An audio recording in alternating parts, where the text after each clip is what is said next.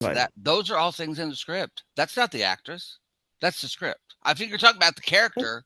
The character is that way. Yes, I'll say that. She had this very manipulative way around, but the actress, I just don't see it in the performance. That's all. I don't see it.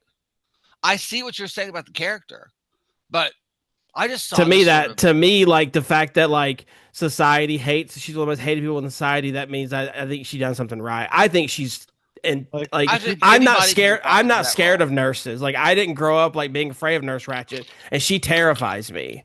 Her I glare and her just I'll shut the door on you, or like, well, you didn't win the votes, like just that kind of like, it's so bone chilling in my opinion.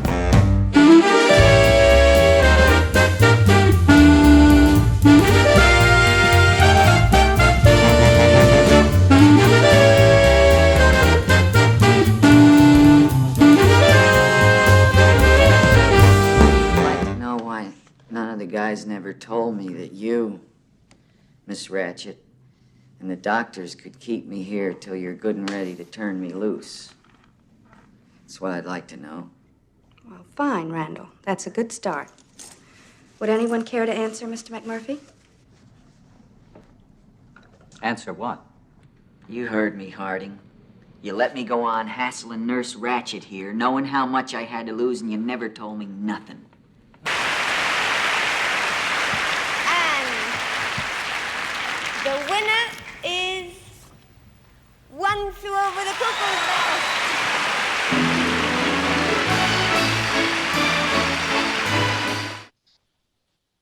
Welcome back, ladies and gentlemen, to the Chicago Cinephiles podcast. I am your co-host, Daniel. Join with me, as always, is James and Steven. Fellas, how we doing today?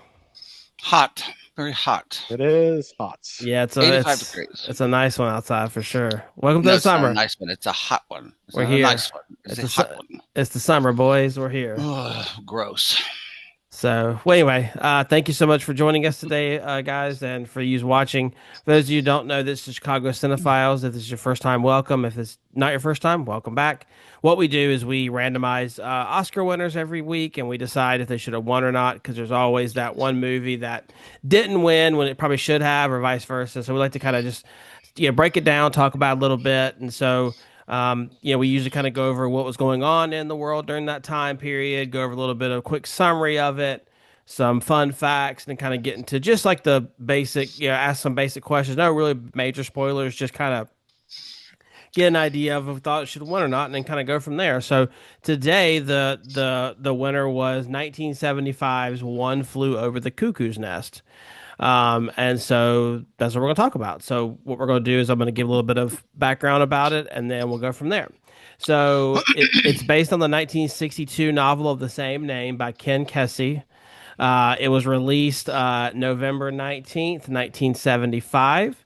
So it's coming. So it's the 50th year anniversary of the movie this year. Apparently, Coming out in theaters in July. I was about to say, and apparently Really? Jaws is like, I think today or tomorrow is the 50th anniversary of Jaws release too. Wow. Yeah, you So can see it in you can see Jaws in theaters, and like they're That's- doing one with Fly of the Cuckoo's Nest. That's too, super in a cool. couple That's really cool actually. weeks. So some of the stars in the movie: Jack Nicholson playing as R.P. McMurphy, Louise Fletcher playing Nurse Ratchet, Christopher Lloyd as Max Taber, and then Danny DeVito as Martini. Those roles were not as big, but those are names that you guys are going to recognize, so I wanted to shout those out. And then the chief, which I don't remember his name, but he's in it too. But I just wanted to recognize the names that you would recognize because this is before they kind of took off, if I'm not mistaken. So it did have a budget of only about 3 to 4 million, which is pretty close to kind of what some of the other ones like Moonlight had, right? Or was it Coda? They had some pretty low budgets. This is a pretty low budget. Mm-hmm. Yeah. It was, but adjusted for inflation, what is it like? I'm not sure, 10, but I 15 mean, million? probably Yeah. somewhere on that. Yeah, but still, it's pretty good, And at Yeah. box office, about 165 million. So not too bad. It is one of three to win the Big Five. The three movies to win the Big Five, which is Best Picture, Best Director, Best Actor, which was Jack Nicholson, Best Actress, which was Louise Fletcher, and then Best Screenplay. And it was nominated for 9 total awards. Full disclaimer, I am probably going to say Jack Nicholson and Jack Nicholas. I'm going to get those mixed up. I've got them mixed up my entire life. Same thing with the baseball player Eddie Murray and the comedian Eddie Murphy. Those are just two, I Oh, cannot get bless them your out of my heart. head, and they could not Bless be your more heart. different. She ain't right in the head, y'all. She ain't right Right, in the head. right. My education ain't right. But anyway, so that's a little bit about just kind of the basics of the movie. And now we're going to hop into Steven. He's going to give us a summary of the movie, and then we'll go from there. Steven, take it away. Okay, very simple, very simple. In this film adaptation of Ken Kesey's novel, Randall McMurphy is a rebellious patient in a mental institution. He clashes with the tyrannical nurse Ratched, who uses her power to control the patients. McMurphy attempts to inspire the other patients to stand up to Ratched, leading to a series of escalating confrontations. Ultimately, McMurphy's efforts result in drastic consequences, but also inspire others to seek freedom. The film explores themes of institutional control, individuality, and rebellion. Ta-da. Excellent. Great review. Thank you, Steven. So now what we do is we have to go over kind of what was going on during the world, or more specifically the U.S. in 1975, and maybe even a little bit of 76 that would lead the Oscars to choose them. So there's a few things kind of fun here this week, or this year. Normally we get like a lot of sad things, but we have some pretty fun things. So in January of this year, Wheel of Fortune debuted. So January of 1975, it debuted, which is crazy to me. April, Microsoft was founded. And then a little bit of somber things. Also in April, South Vietnam did surrender, which put an end to the Vietnam War. July, Steven's boyfriend Jimmy Hoffa was reported missing. Yes, wherever. I hope they find him someday. We still haven't found him. Well, yeah. And then initially, when I was reading this, I put September. Ford survives first assassination attempt. And then, dang it, 2 weeks later, he had another assassination. So I had to break it up. So September 5th, he survived an assassination attempt. Yep. And who were they? Who were they? And Do you then know who they were? well, no, I don't. Do you want to tell us? Go ahead. It was Squeaky Fromme, and oh gosh, what was her name? I can't think of the woman's name, but she was a housewife. Epic fail. Yes, yeah. You try to cut, Yes. and then September 22nd, which is my birthday. Sarah Jane Moore. Not in 1975, but whatever. Second assassination attempt, and then in October, Bill, William, and Hillary Clinton got married, and then in October of that year, SNL debuted. Live from New York. So kind of a pretty interesting, some pretty major things as far as the TV's concerned with Wheel of Fortune and SNL skits or SNL debuting. Alrighty, so now what we're gonna do is we're gonna kind of go into the movie a little bit, give our thoughts on it, and go from there. So just some backstory. For those of you who don't know, me and James have seen this movie before. This was Steven's first time seeing it. So we always like to get what were our initial thoughts out of the way. And Steven, since you had never seen the movie, for the second week in a row, we'll let you go first and tell us what your initial thoughts going into it were going to be. What I thought it was going to be, or what I thought was. Yeah. What was your initial thoughts? Like kind of maybe what you've heard about in society or whatever, like what you do about it going into it. It's interesting you say that because that's going to affect what I say about it later on. Absolutely. Because I had this idea about Nurse Ratched.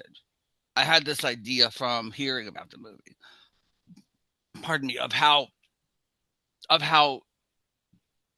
evil she was, of how controlling she was, and I honestly, I guess I should say this later, but I felt none of that in Louise Fletcher's performance. As the movie kept going on, I kept going, where is this going to impress me? Honestly. I mean, I think we'll talk about this later, but I really expected more from that character because of the buildup I had over the years of hearing about this movie. Now, she's still a very sort of cold and icy character, but, I've had that in team leads before at certain companies, so I didn't really, I was expecting more, I guess, because of this buildup I had in my head. Yeah, you're expecting like a more Darth Vader, like point. It's very obvious, like Takes a breath out who was the guy from last week? Longshanks or whatever his name was. Like that kind of thing. Something. James, what about you? Do you have any? Oh, sorry, James. What about you? Do you have anything? I mean, this is a second rewatching. Like, I don't know. I remember the first time I think I watched it was like 18, 19. So my opinion of Nurse Hatchet kind of changed a little, and some of the what was going on a little bit and Uh-huh. the rewatching. So it kind of changed a little of my expectations. It was kind of interesting. This is probably my fifth time watching this movie, I would say. Mm-hmm. So anyway, so that being said, my my opinion, yeah, it's my initial thought we were going into it was something different, and then I'm kind of saying about you guys are I have a different opinion coming out. So this ought to be fun. But let's talk about before we go too far along. Let's just talk about the star-studded cast. I mean, I want to give a shout out. I told Steven, I was talking the other day, like I know Danny DeVito's in this movie, and I still don't even Yeah. recognize him in the movie. I'm like, I know it's him, but I don't even recognize him. And it's like, I mean, I've seen it so many times, and I still have to like check IMDb to make sure I'm not confusing it with some, Danny Osmond or someone, or Danny Elfman, someone else. Christopher It's like, Lloyd, like Christopher Lloyd. Like I well, don't know I if I mean, just Yeah. assume that he's like but he kind of crazy looks the white. same though. Like, Like he kind of looks the yeah, I same don't know. in Maybe this. Yeah. it's his iconic hair that has me with Back to the Future. That has me Well, and I think Christopher completely Lloyd has a thinking of very him as that. iconic voice too. Like Yeah. I like Dan DeVito doesn't have that in my opinion. So for me, like let's just I just You want to don't give think you'll win, do you? I just want to give a shout out to the cast because it was really cool to see all the obviously Jack Nicholson, but also like the characters that really weren't. Because Stephen, correct me if I'm wrong, but they weren't exactly big stars yet, No. correct? No. And this is before Danny DeVito and Christopher Lloyd did Taxi, which none of you have seen. So very different characters that they both played in Taxi. And then to go on in this movie, we have not one but two major Batman villains. Okay, we have the Penguin, we have Joker, Yeah, we have a Klingon and Christopher Lloyd from Star Trek 3. They did a lot of very different. They went on to play very different characters, and I think especially for those two actors, just the way Danny DeVito is just smiling no matter what they're doing, just having a good time. It's just like the most bizarre little character. And not at all what he plays in Taxi, in any of his other roles. That really made him sort of Outrageous Fortune, all of these other movies he did where he's playing this sort of evil character, almost nasty character. Now he's just this kind of good looking, happy-go-lucky guy. And it's fascinating to see that their characterizations in this movie are so very, very different, and prove that they have this acting ability beyond what we think of them. Apparently Danny DeVito, because the main doctor guy, is actually one of the mental health institutions character, right? So Danny DeVito actually consulted him because he thought he was going crazy because he was so stressed about being away from his wife that he invented an imaginary friend, and he would talk to her on a daily basis, like at the end of the day. And he was like, as long as you know that you're, not imaginary. Yeah, as long as you know it's not real, you're fine. That's basically what the doc said. Well, that cracks me up. Like he was there. But neither of you had an imaginary friend, did you? And when you were little. See, I did. I didn't know. I can neither confirm nor deny. And I think mine was because I had a very good friend who was a neighbor named Mark, and he moved when I was like 3 or 4. And after that, I started having an imaginary friend named Mark. So Mark was around. My mother said I was just such a little ass because we'd have dinner. And I would go, Mom, you didn't set a place for Mark. Mark's hungry too, or we'd get in the car. Mark is still outside, Mom. And she's like, okay, get the door. Give your mom credit for that. She's a saint in that regard. I mean, Mom, you forgot about Mark. That's a good segue into what we're next topic is some interesting facts about the movie. The one that was pretty cool about you said, James, about imaginary friend. So take it away, you guys. Give me some facts so I can learn about the movie I didn't already know. I mean, the one that we all know is that so many extras were actually mental patients at that ward. Yeah. That Dr. Dean Brooks, the character, championed them for being in it. Oh, yeah. And that was his one and only role. It was probably supposedly supposed to be a small role, and he became actually a pretty big role in that movie when it was supposed to be a small role. And my favorite about that is there was during filming, a crew member running cables left a second-story window open at the Oregon State Mental Health Hospital where they were gosh. filming.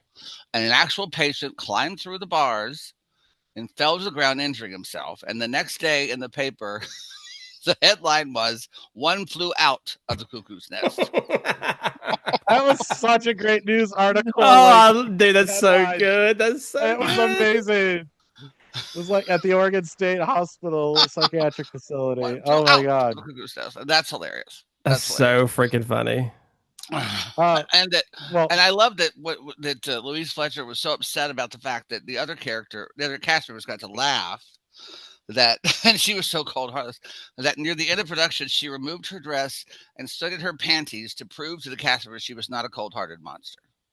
So that makes me laugh. That she came out in her panties. Here you go, boys. Is that what you do whenever your shows are over, Steven? No, that's what I do on OnlyFans. They pay me to put my clothes on. Oh, God, is that what it is? Okay, gotcha. Yeah, I start out naked. They go, please, put anything. Go ahead, James. A coat, please.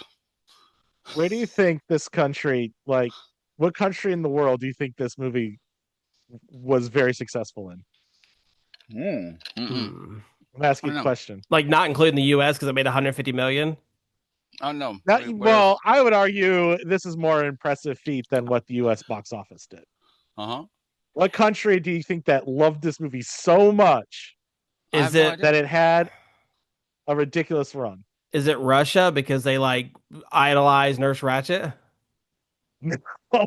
It's actually Sweden. That stayed in theaters for 11 years. Oh my God! That you could go see One Flew Over the Cuckoo's Nest. That's 11 years. Well, to be fair, that's crazy, right? They don't get many movies, so it's Other American films, I'm assuming, and I'm assuming lesser extent. It kicked The Incredible Mr. Limpet right out of the theaters. The Incredible Mr. Limpet was God. Yeah, The Great Ziegfeld was still being played. Whatever. That's crazy though. That's a pretty cool fact. Wow. The other thing that I thought was interesting is a lot of the lead actors actually moved in to the Oregon State facility for a while to interact with the patients and figuring it out. And a lot of the times, a lot of the filming, they would film their circles and would be like unscripted, and they would like sometimes do reactions in there and all that stuff. But they actually lived in it for a few days. Reactions. Yeah, he filmed. Yeah, the director would film the reactions just out of nowhere. So there's the rumor goes that the shot of Louise Fletcher looking icily at Nicholson after he returns from shock therapy was actually her irritated reaction to a piece of direction from the director. Really? That's awesome. Yeah. Okay, fine. Can we also give her like a shout out? Like she just did it and left, never came back, said I'm out. I think that, and there's something about, I'd say something that came from this movie that was negative, I think, is the idea of what they now call ECT, electroconvulsive therapy, which Carrie Fisher talks about quite a bit in her book and how it helped her. It's not, but right. Yeah, it's not. But there's this idea when you watch this film and they're being shoved in there and held down, and Nicholson's reaction to having that what they called electroshock therapy, at the time, it really left this negative stigma. And Carrie Fisher kept saying it was the only thing that would help her with her mental issues. She goes, but the problem is once you have that sort of go on, you lose your short-term memory, and you lose about 6 months of your memory. Wow. So she used to have a thing on her outgoing message on her voicemail, just saying, if you met Carrie in the last 6 months, please explain to her where you met her and how you met her, because she will not know you. So, but it really did. But she said it was worth of that just to get through what it would do to sort of break up all of the concrete in her mental illness. But it's very what that movie did and did not do for mental health, sort of back and forth, I would say. So, okay, I have issue with the electric therapy. Like a lot of times, like in Illinois, for instance, in the 1970s, there was a bill that was passed that you would have to consent to electric shock therapy. Like Carrie Fisher getting electric shock therapy Yes, but a lot of people did not consent to it. Oh, exactly. And I know. That's it. so that's like the way of the movie showing it, I think did a good service for kind of putting that Consenting away. to it. Oh, exactly. Yeah, and like if the But patient couldn't consent because their mind was in the 70s, Illinois passed a bill where you would have to get consent from a guardian or a parent. Like yeah, smart. I get Carrie Fisher, I'm glad it helped her, but like Oh yeah, I think what she was saying is that for people who were It's not wanting to, all. Yeah, it it's not wasn't an like option. it's not I black think and that white. she was saying that there was a sense of how bad it was, as opposed to it could be something helpful for you, and that this movie sort of put that into people's heads as And weren't they how there by their own choice? I mean, so it's like, how these will work. Yeah, uh, but a I lot well, of mean, them. but well, yeah, other but than this, well, there was because that's why he freaked out, right? That's why Jack freaked out because he was like, "You mean tell Mhm. me you guys are here voluntarily?" You could walk out at any time. Yeah. Like, so that's what I'm saying. Like that would to me that would be a sign of like I'm not saying they're agreeing to everything, but it's like it's not. I don't. Yeah. Oh, it's interesting you said that because there are a lot of parts of this movie that I would go, like when he first is given and take this, Mister McMurphy. What is it? Well, it's good for you. Don't be afraid. It's good for you. It's that sort of nurse way of talking. I'm not going to tell you what it is, but it is my body. So why don't you tell me what's in the pill? But these people sort of gave up because he was there committed. He didn't have no choice. You have to do what they say. So it's I just hate that sort of nurse way of talking. How are we today? I don't know about you, but I'm not doing great. What is this weak crap? So Well, there's a lot of that in this movie. It makes me that's crazy. that's a good segue, Stephen. Is Nurse Ratchet the most evil villain of all time? Nurse Ratchet may be, but I do not get what the big deal is for this performance. I do not get why she won the Academy Award. If this is all you're doing, Ooh, it's just this. Stephen. I don't get it. Honestly, Okay. I was near the end. I was like, what's she doing? She's just not reacting. Not reacting isn't really acting. I was completely unimpressed. I'll say.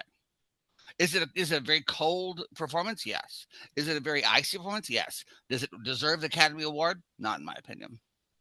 I have a lot of Ooh. thoughts on it. So James, I'll let you go What do because y'all I've got say? Okay. this is my this is the one movie I'm gonna take the most time on because this is one of my favorite movies. So Yeah.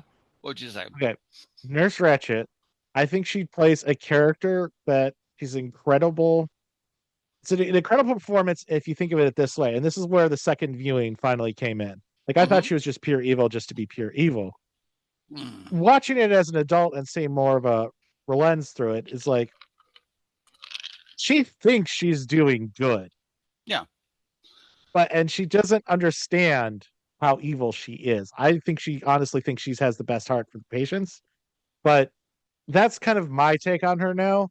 Like she thinks she's just not pure evil for pure evil. She believes she's Yeah. helping. Yeah. But I Daniel, guess. I can't wait to hear you go off. okay, so here's my thought. So going into it for this final time, I was under the impression that she was just doing her job, that she was truly just not like you said, James, like she was trying to do what's best. And so, Stephen, I want to answer the question why I think her role is so evil is because you can't pick her out of a room. I think that she is a villain because she doesn't come out and say, I'm the boogeyman. And let me explain. The first thing she does, the example that you gave about her doing the nurse speech, that's controlling. That's not respecting her patients and saying you're too dumb to know what I'm giving you. Shut up and take it.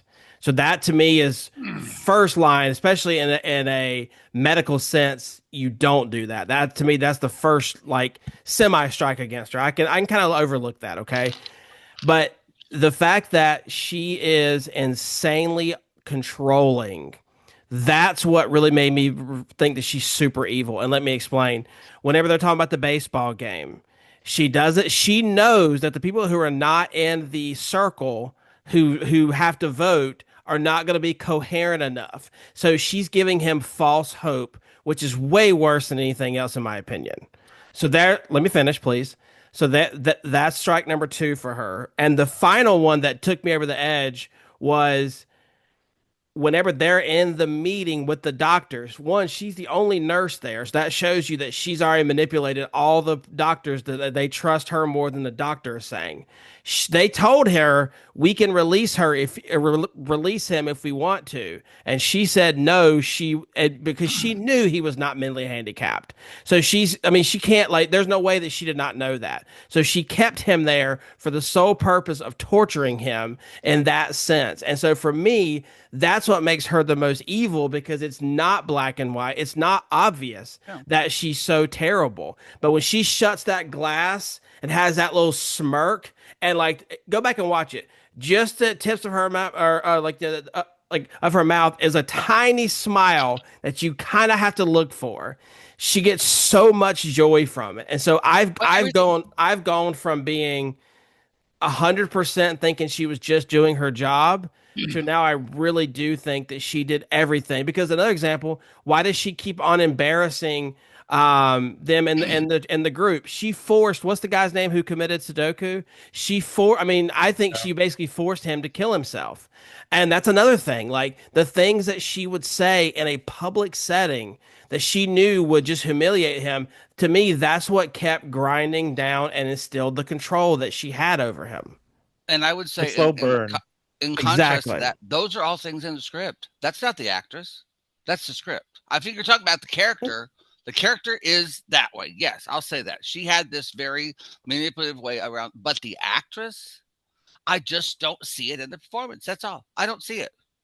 I see what you're saying about the character, but I just saw to me, like, the fact that, like, society hates, she's one of the most hated people in society, that means I think she done something right. I think she's, and like, I'm not scared. I'm not scared of nurses. Like, I didn't grow up like being afraid of Nurse Ratched, and she terrifies me. Her glare and her just, I'll shut the door on you, or like, well, you didn't win the votes. Like, just that kind of, like, it's so bone chilling in my opinion. I just did not feel, and this goes counter to what I said last week about Longshanks just walking into a room and being evil. But I just don't. I was like, wow, okay. Any actress of a middle age could have walked in and just done that. In my opinion, Stephen, please. I'm sorry. Okay. I'm sorry. No. That's the way I feel. I've been in my opinion. Anybody could have walked in and done that role. Just went boom. The subtlety that she does is so great. Like the subtlety. I don't buy it. And the chemistry between her and Jack Nicholson is so great. I didn't see any. I just saw this. Like, I think they bring the best. That's the point of her character. That's the point of her character. Exactly. Like, is to be this and then have the subtlety. So, you can see her true intentions. I don't see anything. So can't you use the same argument you used for me, that the script is that way, that the script is meant to be bland and boring, but I think she makes it very intimidating. I just want to see something behind it. I want to see something. I don't see anything. That's the whole point. Evil people, like truly evil serial killers, are blank. They have no true emotions. Like, she's probably not.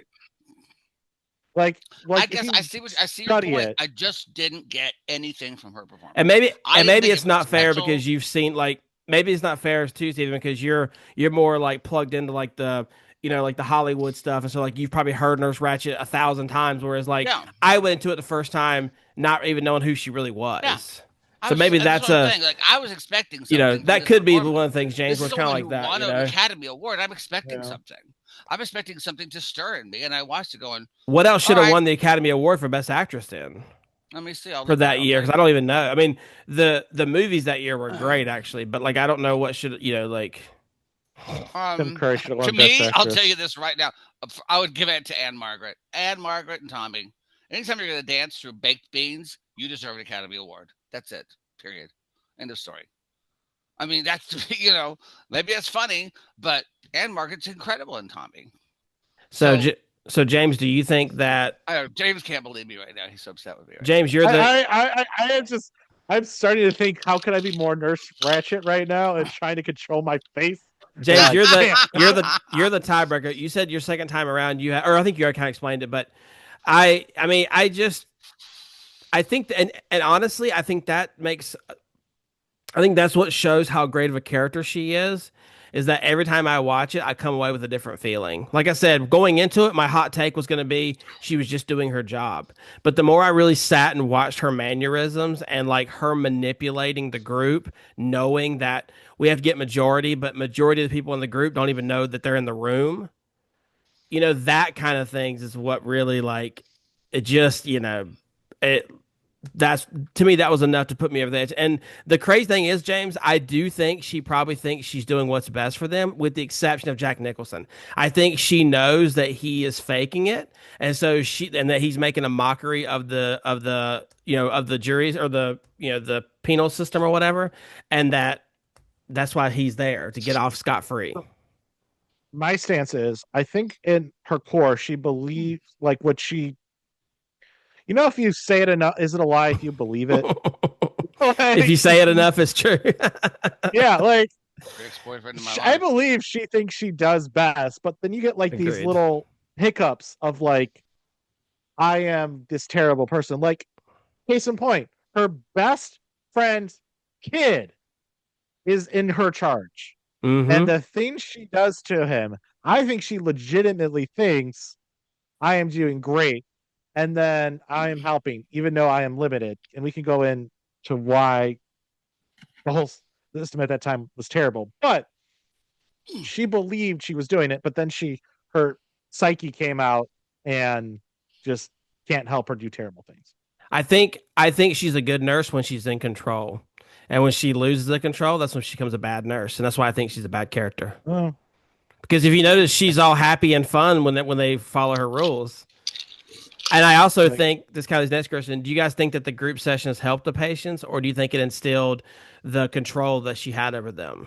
I think we've kind of already touched on it, but I want to just dabble a little bit more into it. Control. Nobody need it. If I want to go rest and I don't want to be a part of this group, it's none of your business if I want to do it or not. Well, you have to be here. We found it. It really helps you. If I want to go rest and sit in my room and not be a part of the group, that's my volition. But of course, I don't have any volition. Yet, again, we're saying these people had the ability to leave. So why the hell would you walk out the door? I mean, the group therapy, I think, is good. I mean, obviously, because at some point, like, you can't, like they said at one point, like, you can't be in your room all day because that's only making things worse. You have to try to get out and make yourself better. That's your opinion. If I would have sat in my room all day long, I'll sit in my room all day long. Correct. That's her opinion. But guess what? She's the nurse practitioner and they're the doctors at the time. So that's what, and like you said, they can leave anytime they want to. You being stuck up in your room all day does not make you less depressed. And so if you're trying to work on that, then being in a group setting statistically shows it is better for most people. But what if I'm not most people?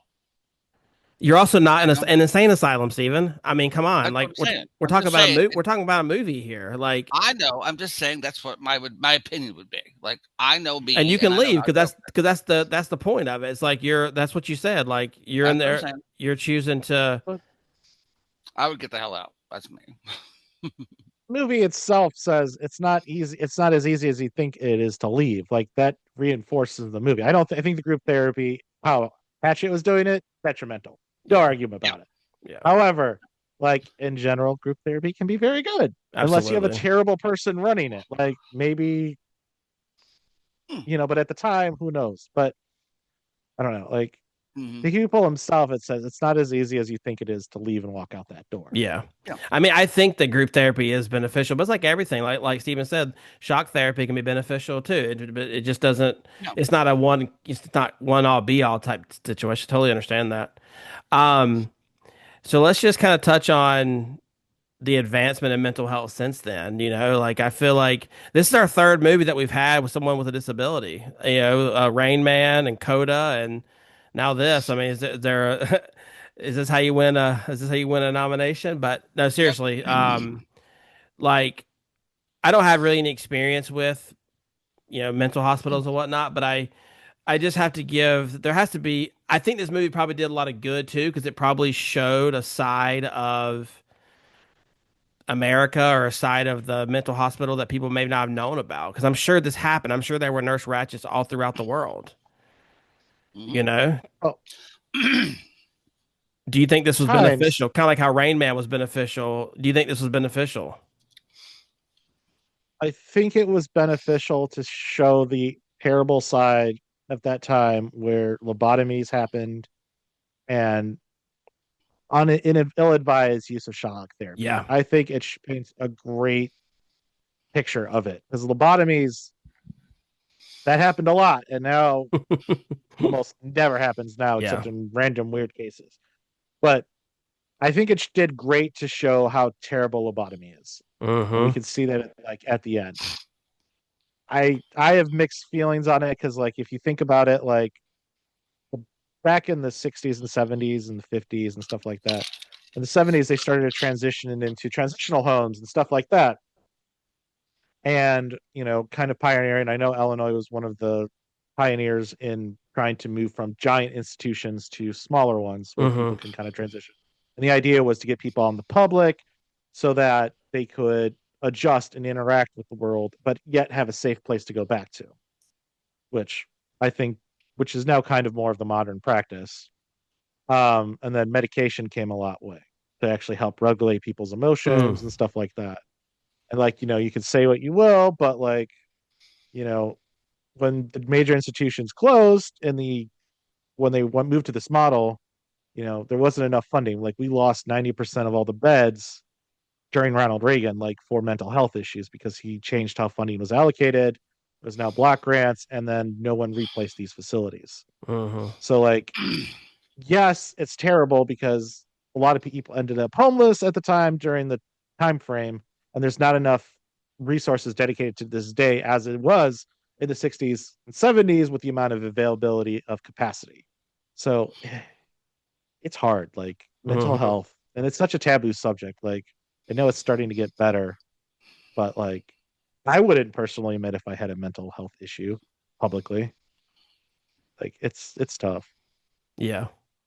Mhm. No, I definitely think it's, I mean, it's like, I think that some people like being institutionalized is helpful for a certain period of time. Obviously, like, I mean, my dad, like, he wasn't in a mental hospital, but he went to a nursing home when he got to the point where he couldn't take care of himself. So I kind of view it as like, if you can't take care of yourself, it can be helpful. Now, obviously, I don't want to throw somebody away and just, lock them away and never see him Well, again. But I think there's a lot of good, that does come from, especially when you have like the teachers or the nurses that truly went to school or truly care about them. It's like they can grow so much. I like you see a lot of kids who have like autism who start with zero function, and then after a few years of just regular therapy, going to meet physical therapy or speech therapy, they're able to they can place their order at McDonald's or whatever, and like that's a huge deal. You know what I mean? Like things like yeah, that. So it's like. I think any publicity is good publicity because it shows like the good and bad of it. So I do think, but Stephen, I hadn't really thought about it until you mentioned about with what Carrie Fisher said about it did kind of put a bad, people kind of, which I Mm. think should because it should be shocking, no pun intended. Like it should shock like it should shock you seeing that, in my opinion. And Yeah. seeing Jack Nicholson have that happen to him was a very powerful scene, which I think is a good segue into our last segment. Unless you guys have any final Hmm. thoughts on that before we move on. What did you guys think of the ending? How it ended? Like on the scale of, okay, so like what do we think about Jack Nicholson's character? I mean, like, technically, he did, commit a crime. I mean, he statutory raped, a 15-year-old, which he thought was 18. So obviously, we don't know, like, the full details of it because that's not important. But, like, obviously, no one deserves to die. But, like, is it one of those things where I don't want to say you get what you deserve, but like he kind of playing with fire going into a like to me that's the scariest place ever to go because I feel like you can't leave if you want to. Like how can I convince you that I'm not crazy? Because that's what a crazy yeah. person would say. So it's one of those things. Yeah. Um Go Yeah. ahead, James. What do you think about the ending? I like the ending. I mean, I love Chief as the character. Yeah, I do too. His whole story arc. He's my favorite character in this movie. But like that ending was powerful. It was good. Um, it gets you in the feels. It does. But like he like you can still he was a terrible person.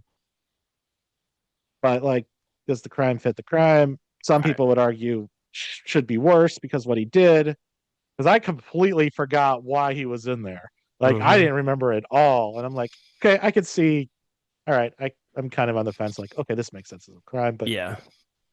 It feels like he's more but like he kind of gives more like a con man vibes as opposed to. So that's why I don't really know. Like, I mean, obviously, like ignorance is not an excuse of the law, but like I don't know. I just kind of, but I think it was good for the people too that he was there because it really opened up a lot of people. It made them do things, whether good or bad. It kind of broke them out of their shell. I don't see him as evil at all. He got You him out know, fishing. He got him out having a party. I think he opened them all up. but he You know, did I that don't to see have him. sex with his girlfriend. I mean, that's why he took him on the boat. I mean, like let's be honest here. Let's not. I mean, tomato, tomato. Like I don't have a problem with that. I have a problem with his past crimes. Like what I think he Mhm. did in the mental health hospital, I think was great. Like Yeah. he was kind of proving the point that people should be integrated Be into integrated, society yeah. more, and like kind of like And I working think with they them. rallied So I around him because it's like a very common sports thing is where if you guys can bond over the common enemy, you're gonna be friends. Whether you don't have much in common to begin with or not, you're gonna end up siding with them because you guys have the common enemy, which is the institution. It's Nurse Ratchet. It's whatever. You know what I mean? Hmm. Um, yeah. but yeah, that final scene whenever he like pulls his head and he's like, "Come on, quit joking," and he doesn't. I'm just like, and I'll admit it. Jack Nicholson is kind of on the same level for me as Tom Cruise. I've never really understood why people love him so much. But this was a great Same. performance. But this was a great performance. Like this and The Great performance. Departed, he's killer in both of them. He's done a few great Which I roles. think won, right? Didn't The Departed win the best Oscar? So what, is that on our list, or is that is that too I violent don't to know. win? But anyway, okay. So now we're gonna get to the should it have won. So this, I was reading an article this week, and some people claim that this is the most like movie, like starstruck or whatever, like tough lineup and possibly history because of all the movies that were up for that year. So, just for reference, IMDb gives One Flew Over the Cuckoo's Nest an 8.7. Barry Lyndon got an 8.1. Dog Day Afternoon 8.0. Jaws got an 8.1. And then Nashville got a 7.6. So I think by just averages alone, this is one of the highest we've ever had. Yeah. Mhm. Now, full disclosure, I've only seen Jaws and One Flew Over the Cuckoo's Nest, so I can't really speak on more than that. But what are y'all's thoughts on should this movie have won? I I would go with I think it's good, but again, I just didn't get why it won. I mean, I just didn't. I like it's a great movie, but we compare it to Nashville, which is so revolutionary, and Jaws. I would say Nashville would be my choice. Okay, I'm an Altman guy. I think Nashville should have won, in I've my never opinion. seen it, so I can't really have an Oh yeah. I've opinion seen about it. Nashville. I think I could see where you're going with it, I've seen the Steven, TV but show, but I've never seen the the movie. like I don't know. I would still put One Flew Over the Cuckoo's Nest. Shout out to Rocky Horror Picture Show. But 75, right? You're right. I forgot about yeah, that. Rocky Horror Picture Show. I know it was a Where's cult that in classic, but this? it's Overrated. I'll heard you say that oh, again. oh my god, that's in my top 5 movies. I'm just a Like, sweet transvestite. All but right, no, Sweet I would put One transvestite. Flew Over the Cuckoo's Nest. But I can see where yeah, you're going with it, Steven. I would put One for the Cuckoo's Nest as well. Like Jaws, I think had a bigger impact because people were scared to go into the water, but And One for what the they did Cuckoo's to Nest. sharks. And truthfully, I don't really do very good with 70s movies. Typically, I don't. They're gritty and grindy, and I don't like them usually. But this one, but I love this movie. It's like one, like I said, this. I don't think this is maybe top 15 for me, top 10 of all time. Like I really enjoy this movie a lot, and it's just I don't know why I just enjoy it. So, any final things, fellas, before we move on to the Wheel of Torture? Let's hit the wheel. Yeah, Awesome. I Well, got nothing that else to be add. perfect. So with two, Oh, so two of us say the One Flew Over the Cuckoo's Nest.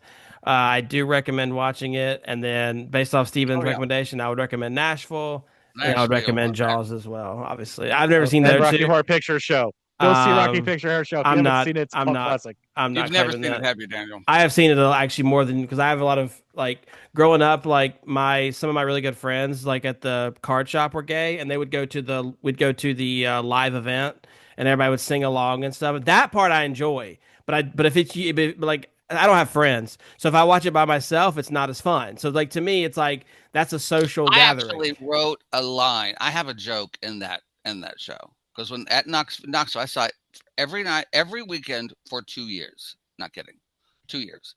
And when when Riff goes to get the candelabra to scare Rocky, and he grabs the candelabra and he pulls it up, I said, "Put the candle back," and the whole place lost it. And the crew at that time said, "Okay, who are you?" And now we're having for this in the show, and thank you very much. Look So at Steven. All I right, am part of Steven. that history, by gosh. How much do you get off of that payments? $1 every 5 years. Yeah, so it's great. Okay. So then that being said, let's go ahead and pull up my screen here, God. and we'll get ready for this one. Someone hold me, please. Hold me. Hold me. Let's see here. Let me Let's know not if y'all watch can. Barry Let Lyndon, that's for me know sure. if y'all can see my screen. That's loading. Oh, look, The There it is. Departed. It is there. Okay. So I Okay. did. So I just took away one for the Cuckoo's Nest. Here we go. One for the cuckoo. One for the cuckoo. I'm gonna look away and then look once it like See Rebecca. Oh, Rebecca would be a good one. All the King's Men, All King's Men. 1949. 1949. Okay, we're Don't back know- to the 40s. Don't know anything about it. I don't either. Let's do a quick Oh, goody. Google search. 1949. No, I wonder if I saw this. I Oh, don't remember it. It has got Broderick Crawford in it. John Ireland. Let's see. What does IMDb give it? What's it called again? All the King's Men. Let's look at IMDb. 1949 version. Yeah.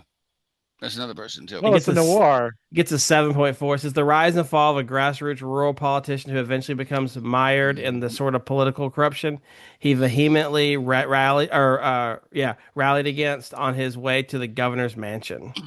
All right.